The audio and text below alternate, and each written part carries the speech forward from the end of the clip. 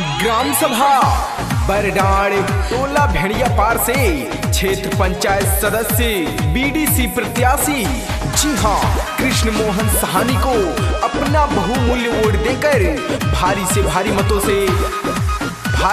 मतों से विजयी बनावे।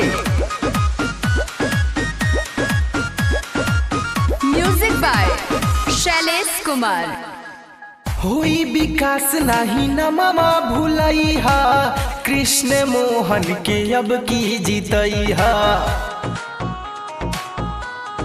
हाँ होई विकास नाही न मामा भूलई हा कृष्ण मोहन के अब की जीतई हा। अपना क्षेत्र पंचायत के हुए सच्चाई ईमानदार भाई इन्हें विजयी बनई हा। कृष्ण मोहन भैया के हो बीडीसी में जीतई हा।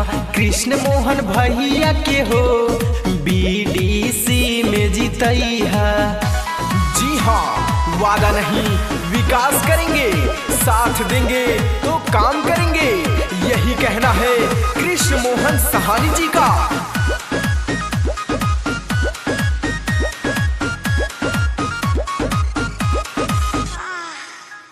बड़ी गांव के विकास हो भैया रखा विश्वास हो। बनी आरसीसी नाली और मिली आवास हो।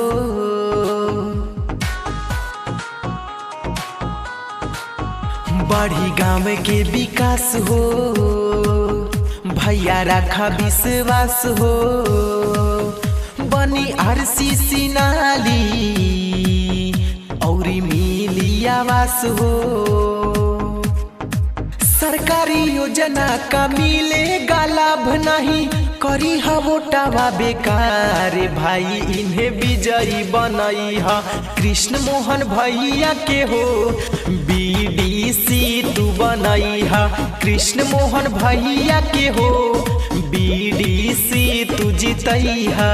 तो जी हाँ भाइयों बहनों अगर अपने क्षेत्र का विकास कराना है तो बीडीसी प्रत्याशी कृष्ण मोहन साहनी जी को जिताना है। अपने क्षेत्र पंचायत ढानी से संघर्षशील कर्मठ ईमानदार जुझारू प्रत्याशी कृष्ण मोहन साहनी जी को बीडीसी जिताइए। जी हाँ।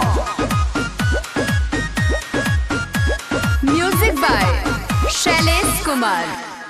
भैया दिले सबके साथ हो हर गरीबी लाचार हो।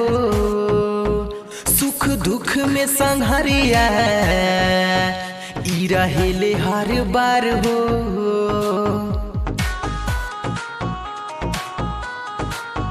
भैया रहे सबके साथ हो हर गरीबी लाचार हो। सुख दुख में संघरिया ई देवेले हर बार हो। इहे बसोच हर गरीब किसान के मिली रोजेगार भाई इन्हें विजयी बनई हा।